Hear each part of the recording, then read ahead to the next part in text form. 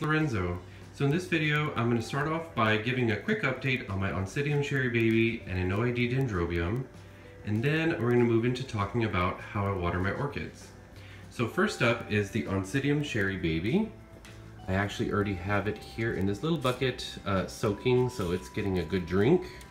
But I had two spikes on here, one of which has decided to open, and you can see here's the first flower that opened up yesterday. I have another one right back here where my finger is. Got another one that just opened. A couple of more. The spikes grew to a decent size, and at the top it actually got a little brown. I'm not sure if I got like a slug or a snail that started eating the tip and then it died. I actually thought I was going to lose the whole spike, but fortunately it stopped right there. And then out of all the little nodes came these little bracts, which have the flowers. This one's about to open. There's one back there that's open. And the fragrance on this just started today. So this flower opened up yesterday or maybe the day before, but the fragrance is just starting to get its wind, catch its wind. I do have a little bit of damage here from being in the shade house. I just need to trim this leaf. I'm probably just going to cut it here. But in fact, there's still a part of another good leaf right there. You can see the little tip. So I need to be very careful about that. But overall, it's doing really, really well. For a short period, I actually thought that this orchid was kind of on the fence. It was doing good, and I was pretty negligent in potting it out into new media. But it recovered very quickly, and so another reason why I would definitely support getting an Oncidium Sharry Baby. Plus it's a reliable bloomer. I bought this in bloom, the spikes finished, and then it developed new blooms. Here's another spike that never quite got going. It does look like it's going to start developing some bracts here with flowers on it, but it has yet to really do anything else. So that's my Oncidium Sharry Baby.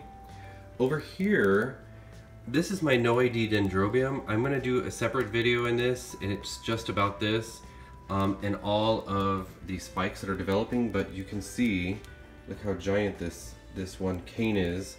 I purchased it, it only had this, and then this grew for me all summer. And look at this spike. This is really amazing, and I think it's looks like it's going to flower probably in the next week, maybe 2 weeks. It's getting pretty close, but I have that spike. I have this one here. If we look further, I have another spike that's developing, and another one, and another one. And then on Dendrobium canes, it's always important that you really take care of the plant, because it can develop spikes from the old canes. Look, there's one, there's two. I think this one's only going to give me two, but I'd still be really happy. Imagine if all of these spikes bloom at the same time, how awesome this is going to look. So this gives you an indication of the color. It's like a magenta purple color. It's really nice. So that's my NOID Dendrobium. I have left it in the same pot, in the same medium.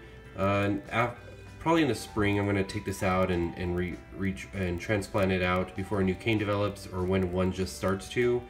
But for now, I didn't want to bother with it because it's just been doing so well. So obviously it's happy. But then over here I also have my Psychopsis Mendenhall Hildos. This actually has an active spike on it as well. I haven't seen any developments out of the end in terms of a new flower or anything else, but I don't know if I can get this to focus. You can see either two new growths right there. There's one, and there's another one to the left. That is definitely a new growth there, and I'm not sure if that one's a growth or a spike, but I think it's also a growth. So I may get two new pseudobulbs out of this, each one of which has the potential to develop a new spike, which would be awesome. I have here Epaphyopedilum grayi, doing really well. I've got 1, 2, 3 new fans, doing pretty good. The media is kind of crunchy, so I'm giving everything a drink. This is a Paphiopedilum colossum of the variety Thailandense. That one also needs to get a drink. And then this is my Oncidium green, or excuse me, my Encyclia green hornet. Yeah, I think so. Oh, Epicyclia green hornet. I just finished flowering. I've done a video on this, and this is the old spike. It may actually get a new flower out of it. There's the last of the flowers. Oh, there it goes. I can get that. But I may actually get some more flowers out of it. It seems to be much of a sequential bloomer. Right here on the end, it looks pretty fresh. So we'll see on this one. Also, the media is pretty dry. The media, I've noticed, dries out much quicker inside the house with the air conditioner. We're still not at that point where it cools down enough to where my air conditioner doesn't come on and off as frequent as it did in the summer, but it still goes on and off. We're here in Texas, and so it's always hot. But let me show you how I water my orchids. So I use distilled water. We have very hard water here in San Antonio, lots of lime, calcium, all kinds of minerals in our water. So unfortunately, I am constantly buying these jugs of distilled water every time I go to the grocery store. I use a fertilizer, just a light orchid food fertilizer, all-purpose. I just go very lightly on the fertilizer. I think I'm going to start cutting back just a little bit more, but this batch I made here is pretty light anyway. So I have here in this cup, this Spurs cup, go Spurs, just some of the water in there. I like these little buckets. I get these at the dollar store, but what I've noticed is that I don't waste a lot of water since I have to bring it in, because I buy these orchid pots, these clear ones. I order them from online. They're like $1 a piece, $1.25. But if you look at the size of this other pot that I buy at the dollar store, these are literally 3 for $1. They come in a bundle of 3. Look at the dimensions of it. It fits perfectly in there to where I don't have to waste anything. It fits so snug that when I pour water in here so it can soak, I don't waste water. Unlike this one that actually has the same shape. This pot is, the interior pot is the same shape as the one that's in there. I waste a lot of water because a lot of it is just taken up by just space. So in this one I don't waste any water. It fits almost perfectly. And then for the smaller 3-inch pots, that was a 4-inch pot. For the smaller 3-inch pots like this little one, I also just use those little party cups, solo cups, and I just cut them to size. So if you look at this size, it's almost identical. And look, it fits perfect in this cup, again, without wasting a lot of water. So I found here a way to be a little bit more efficient with the water, because no one likes to go to the grocery store constantly just to get water. So all I do is I pour some of the water into the media, and I just let it soak in there. You can see I'm just pouring water until it starts to kind of float just a little bit, and then I may give it just a little bit more. I don't want to go too much, because then you get water residual that starts to kind of creep up, and you can get rot there between the leaves, in the joints of the leaves, and I don't want that to happen. So I just kind of let it sit there. It'll wick up. Over here you can even kind of just push it down just a little bit, or I just tilt it sometimes to one side and get a little bit of the water. But I just leave it in that condition, and it seems to do really well. You can see I have a new fan here on this one as well, so it's doing really good. Look at the modeling on this path and the modeling on this path. Those are really cool.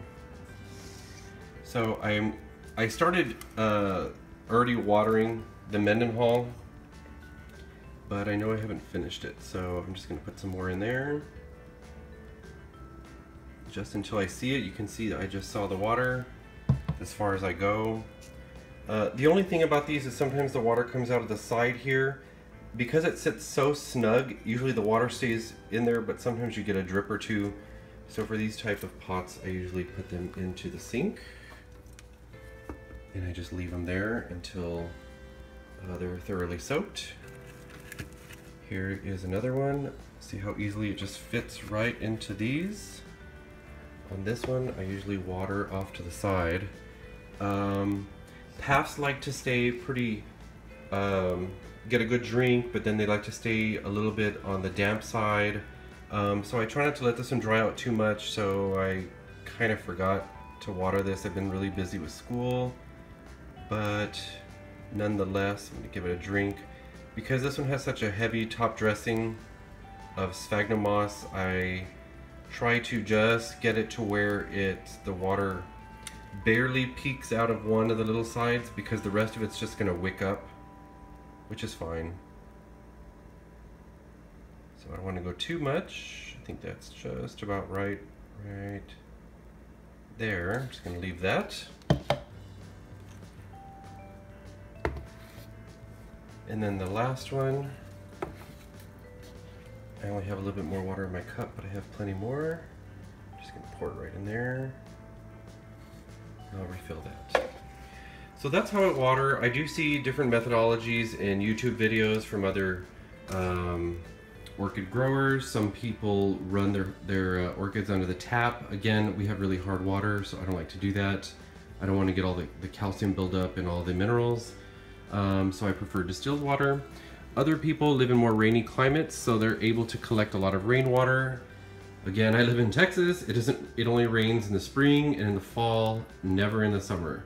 Today's actually a rainy day, so I put a lot of these buckets outside, and I try to collect water, and then I fill them up into those empty distilled water bottles. Other people I see just run it into the shower. They just take it in there and hose them down with like the removable shower head and just do them all. Others, I have also seen people just dunk them. I don't necessarily would agree with that, because you'll be sharing disease or pests. There's been a lot of talk on YouTube about fusarium and other viruses, and I don't want to be mixing the water. Once I'm done with all this water, sometimes I just go put it in other plants outside. It's got fertilizer in it. I go have marigolds and flower beds. I just pour it out there, and everyone seems to get a nice little fertilizing after orchid drinks. So that's pretty much how I water my orchids. I'll get you another shot of this huge dendrobium. So that's a little quick update on a couple of orchids that I have inside the house. I am growing currently all of these inside my house. On a bookshelf in a south-facing window. They all get plenty of bright light during the day. But again, because of the air conditioner, they seem to dry out a little quicker than those that are outside in the shade house because of the humidity outside.